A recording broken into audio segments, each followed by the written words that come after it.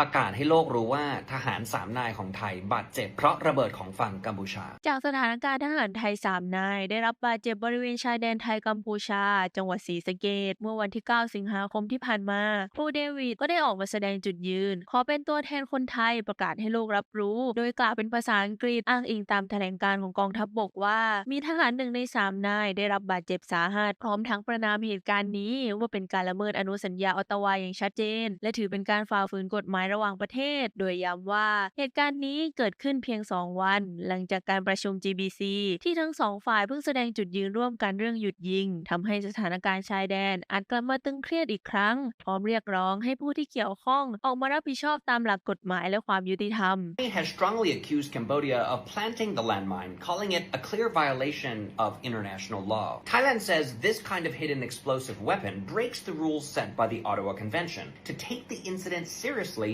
and hold those responsible accountable.